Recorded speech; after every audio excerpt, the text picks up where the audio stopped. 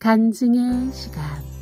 이 시간에는요, 서림교회에서 예수님을 잘 섬기고 계시는 이준규 장로님께서 간증해 주시겠습니다. 주제는요, 예수님이 내게 오시다니입니다. 여러분 함께 하시면서 은혜 많이 받으시기 바랍니다.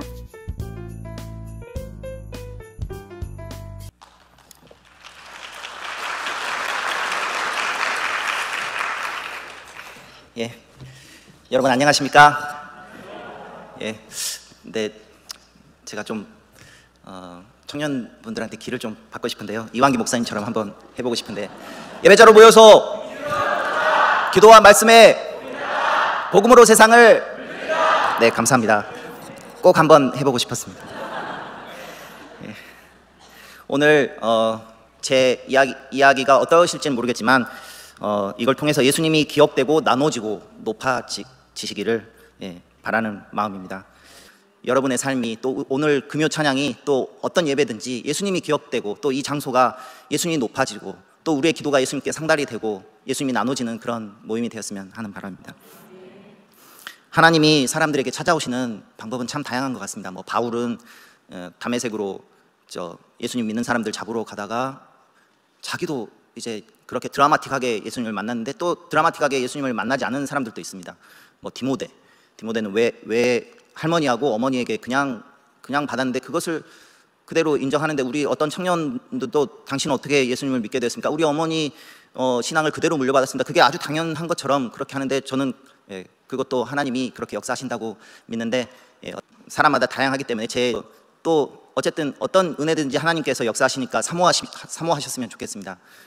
또 어떤 사람은 그냥 목사님 설교 말씀 듣다가 모든 것이 이해가 되고, 그렇지, 하나님의 말씀이 다 이해가 되고, 내가 죄인이고 그렇지, 그러면서 그냥 어쩔 수 없이 믿는 그런 경우, 그러면 거부하지 마시고 주님을 받아들이시고요. 또 금요 찬양 예배 때 열심히 기도하시다가 하나님이, 성령님이 들어오시는 것 같다 그러면 그냥 거부하지 마시고 받으셨으면 좋겠습니다. 바닷가에 원자력발 전소가 있는데, 지금 파랗게 돼 있는 게 저희 집이고요. 시골. 다음 슬라이드.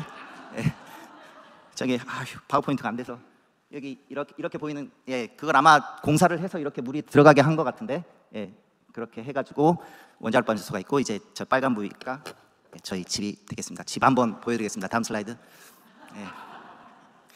저희 더 가난한 사진을 찍고 싶었는데 더 가난한 사진은 없더라고요. 왜냐하면 그만큼 가난한데 사진이 있겠습니까?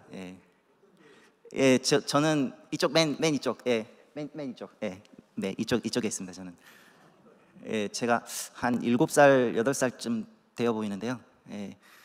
그 창문이 한두 개 깨지는 거 보이십니까?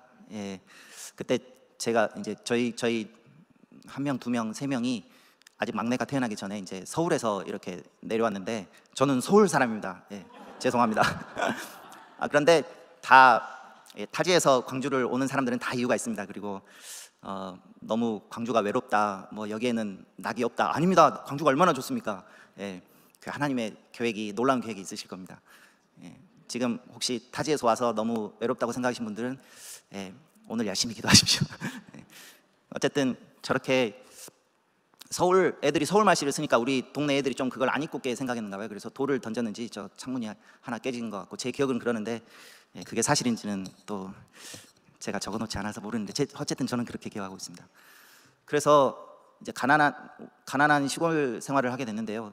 원래 아버님이 서울에서 노점상을 10년 하시다가 그걸 접고 이제 애들 데리고 낙향을 하셨는데, 이제 저기가 이제 아버님 고향인데, 그렇게 안 보이지만 가난한 생활을 많이 했습니다. 실감이 나시게끔 몇 가지 예를 들면 들어드리겠습니다. 제 여동생이 있었습니다. 초등학교 다닐 때 이제 여름 방학이 되면 선생님한테 편지를 쓰잖아요. 그럼 답장을 해주잖아요. 답장을 하는데 우표 살 돈이 없어서 저희 아버님이 호통을 치셨습니다. 우표 살 돈이 없는데 왜 편지를 썼냐? 우표 살 돈은 있었겠죠. 아버님한테 우표 살 돈은 있었겠죠. 그런데 그만큼 마음의 여유가 없었던.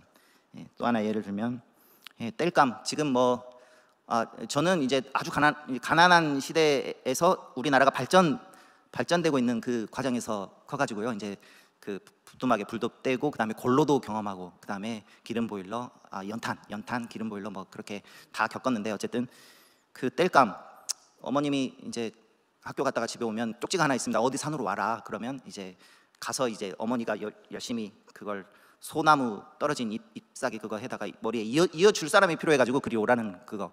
예, 그러면 저는 그때 아치라고 하는데 마른 나뭇가지를 이제 저도 꺾어다가 이제 나름대로 묶고 그랬던 기억이 납니다.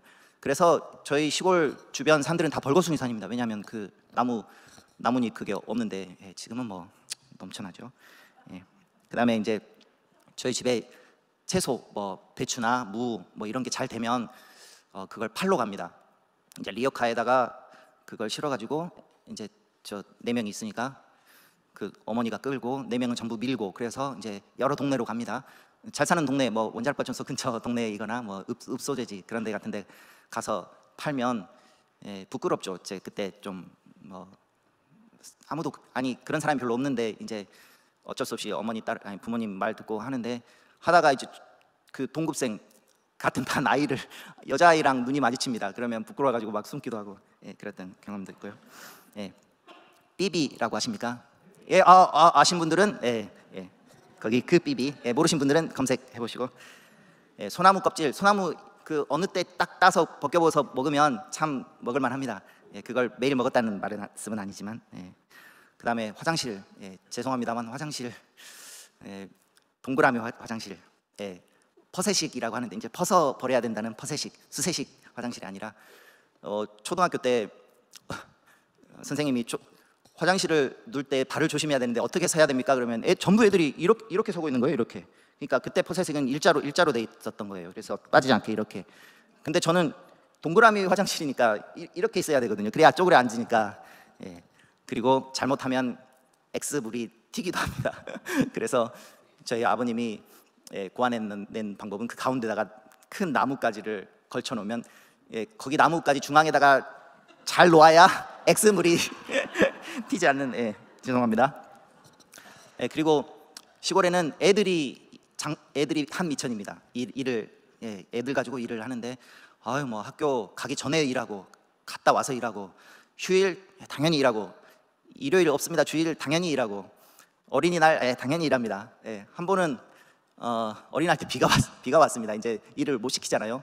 그래서 멍하니 떨어지는 비를 쳐다보고 있는데 좀 저희가 한탄을 했습니다. 어머니 저희 어린이날인데 오늘 또 저희는 이렇게 어린이날을 못 챙겨 먹습니까? 그랬더니 마지못해 음료수를 사주셨던 그런 기억도 납니다. 여름에 떼약볕에 고추 한번 따보셨어요? 한 10분만 따면 그냥 땀으로 그냥 샤워를 합니다. 가을엔 또 어떻습니까? 이제 저 논이 없는 사람은 남의 논까지 빌려가지고 일을 막 불립니다. 그러면 이제 가을에 추수하면 그 나락이라고 하는데 벼를 이제 말려야 돼요. 하루 종일 말리고 그걸 이제 밤이 되면 정리를 해야 될 거 아니에요. 그래서 모아가지고 그걸 키로수를 맞춰야 돼요. 맞추고 저울에 재고 또 그걸 창고에 옮기고 그러니까 가을 내내 거의 한 달은 9시 거의 이제 학교 갔다가 집에 오면 그거 정리하고 집에 가면 늘 9시에 밥 먹고 골아 떨어져 하고 그랬던 밤하늘 보면서 그랬던 기억이 납니다. 그런데 이상하게 하나님께서는 공부는 잘하게 해주셨습니다. 이제 죄송합니다만 공부는 이상하게 시험을 보면 그게 저는 괜찮더라고요. 저는 그게 이해가 되고 그래서 근데 원래는 저희 부모님께서 그냥 시골에서 이렇게 그냥 저희들하고 그냥 지내실 생각이었는데 저희들이 공부를 다 잘하다 보니까 안 되겠다. 얘들을 이제 공부를 시켜야겠다. 그렇게 생각을 하신 것 같습니다. 그리고 그러면서 이제 어렸을 때 대부분 아이들이 그 꿈을 갖잖아요. 뭐 흔히 꿈 의사, 간호사, 대통령, 경찰관, 파일럿 그렇게 다 있는데 목사님 그래서 저는 이제 제 눈에 의사가 천사처럼 보여가지고 그때 어렸을 때부터 그 꿈을 꾸게 되었습니다. 그런데 이제 공부가 또 되고 공부를 할 만하고 그런데 집은 가난하고 그런데 꿈은 포기를 못 하겠더라고요. 그래서 이제 중학교에 갔는데 이제 저희 상황을 다 아세요. 저 집은 가난한데 참 애들은 바르고 예, 공부는 잘한다. 예, 그렇게 소문이 났는데 예, 어느 날 그 원자력 발전소에서 믿는 사람들의 단체, 어느 회사나 대부분 회사에 그런 단체들이 있지 않습니까? 믿으신 버두 신우회에서 장학금을 준다는 거예요. 대상은 중학생, 고등학생. 그런데 교회를 다녀야 됩니다. 그런데 제가 그때 교회를 다녔겠습니까? 안 다녔겠습니까? 예. 당연히 안 다녔겠죠. 일을 해야 되는데요. 예. 그래서 대상자가 아닌데 저희 가정 형편을 그 딱하게 생긴 어떤 선생님이 에라 모르겠다 하고 그냥 신청을 하신 것 같아요.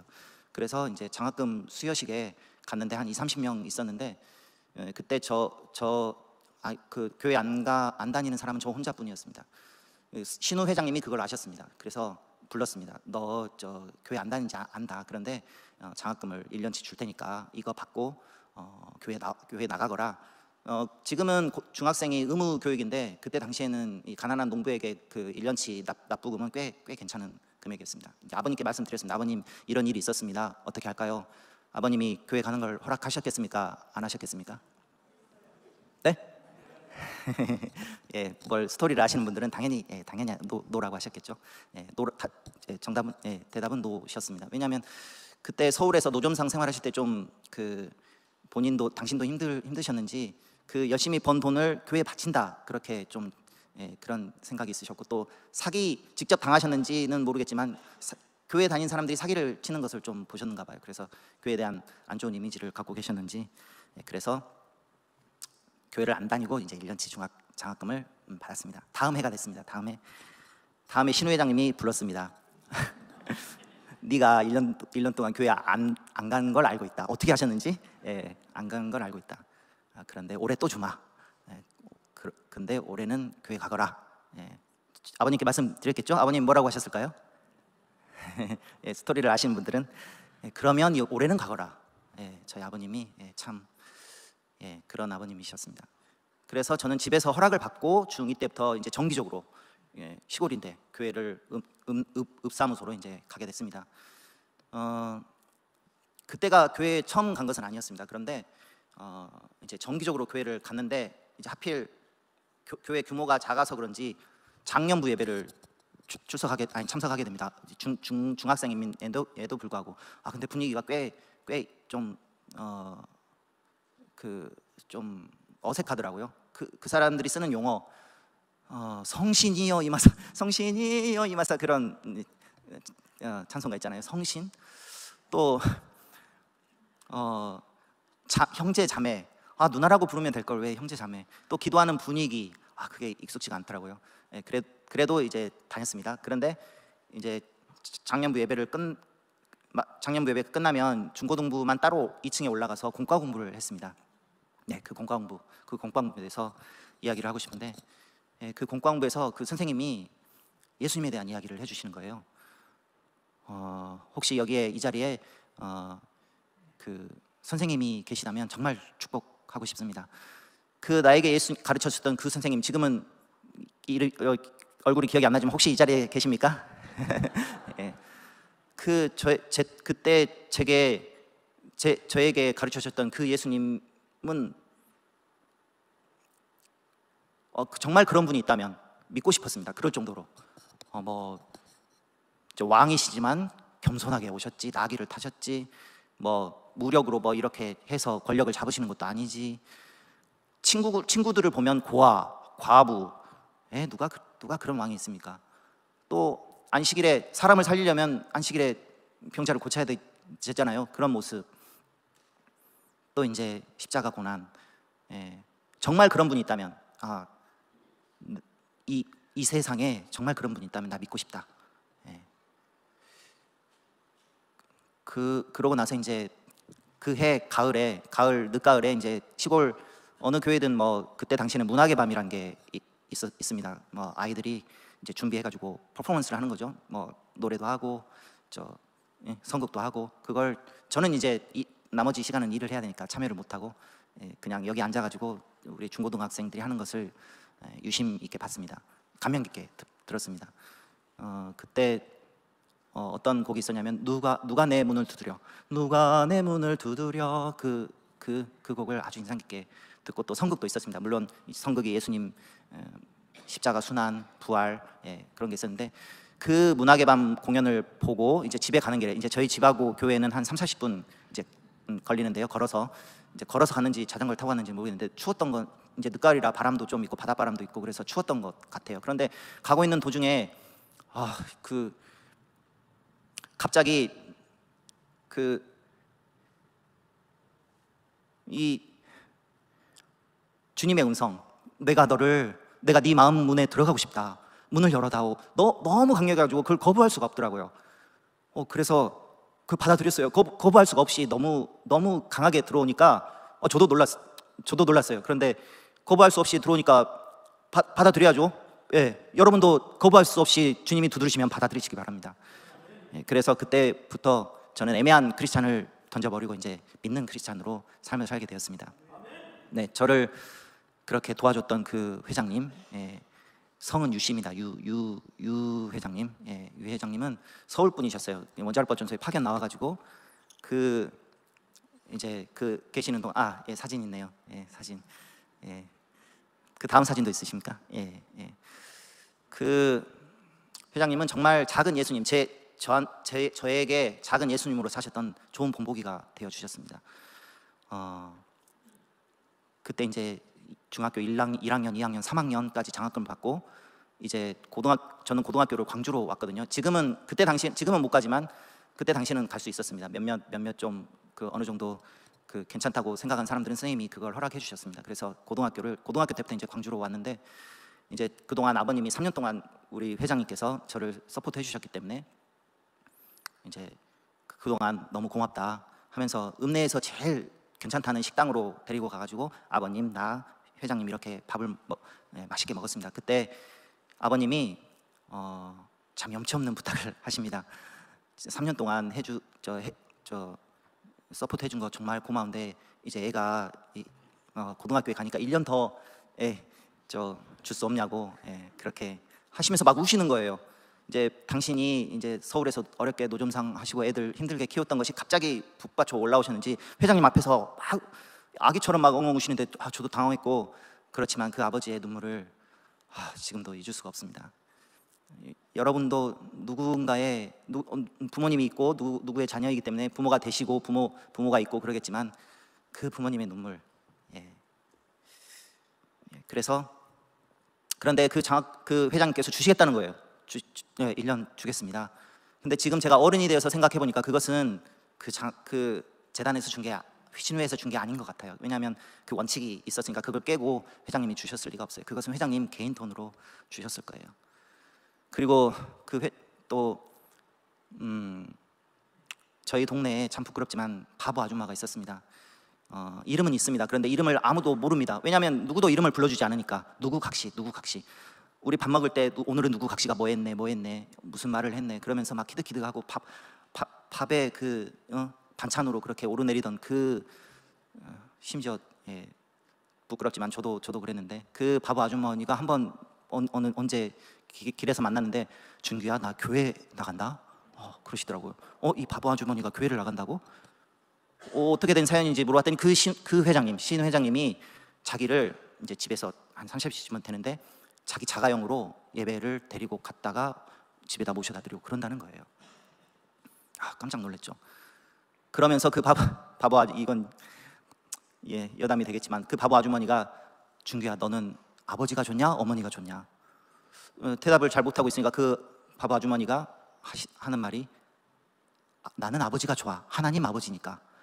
그러니까 이런 바보같이 그 아버지하고 구분도 못하는 그 아주머니를 회장님이, 그 신우 회장님이 우리 동네에서는 아무도 챙기지 않고, 심지어 어린 애들까지 그렇게 키득키득 웃고 그러던 그 사람을 그 신우 회장님이 챙겼다는 거예요. 저 고등학교 때 그 학업을 하면서도 편지를 가끔씩 보내주셨어요. 준규야, 믿음에 끝까지 붙어 있어라. 반추, 이제 지난 일, 오늘 하루에 잠자기 전에 오늘 하루 있었던 일을 반추 한번 추억해보고 하나님께 기도하고 회개하고 기도하고 자거라.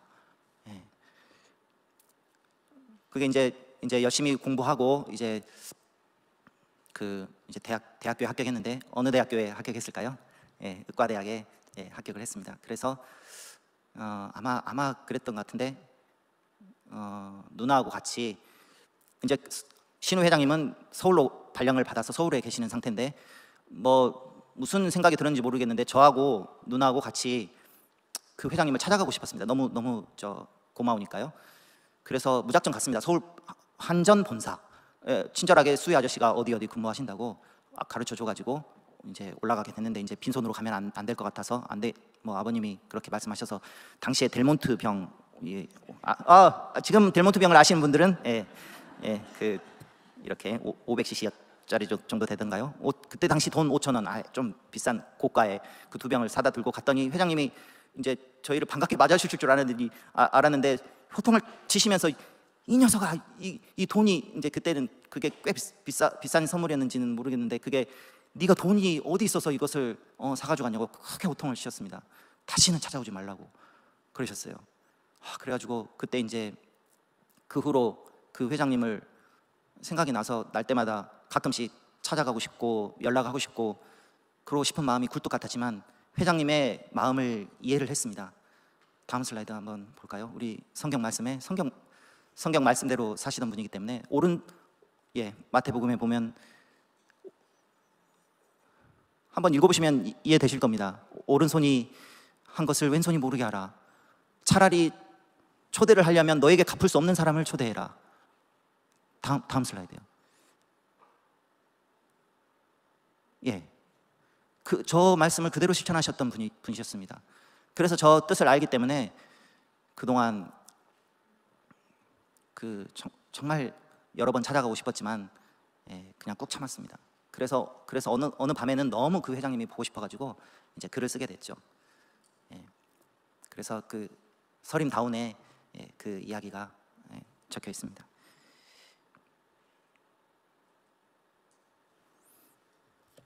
그 다음 슬라이드 한번 그 다음 제가 믿음의 재현을 몇 가지 할까 합니다.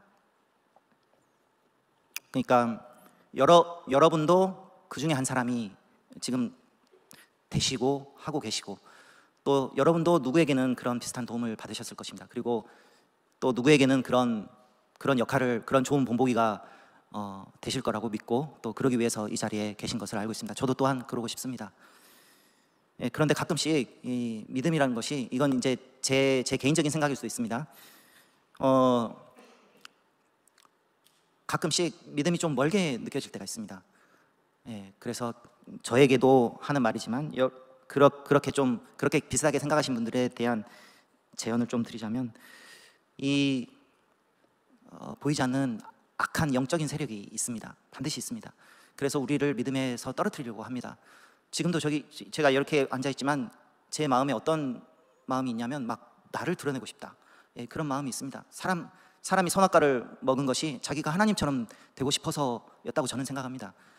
우리가 전부 히어로가 되고 싶습니다. 그러니까 히어로 영화가 인기 있습니다. 뭐 슈퍼맨, 누구? 아메리칸, 또 누구 노래 잘하는 사람 부럽습니다. 골프 잘하는 사람 부럽습니다. 야구 잘하는 사람 부럽습니다. 축구 잘하는 사람, 스타 부럽습니다. 그게 그런 사탄이 우리를 미혹하는 그런 영적인 힘이 반드시 있습니다. 할 수 있으면 믿는 사람도 미혹하게 합니다. 지금 넷플릭스에 지금 막 핫 이슈가 되고 있는 사이비 교주, 또 대통령 선거 나올 때마다 출마하는 그 사람, 누군지 아시죠?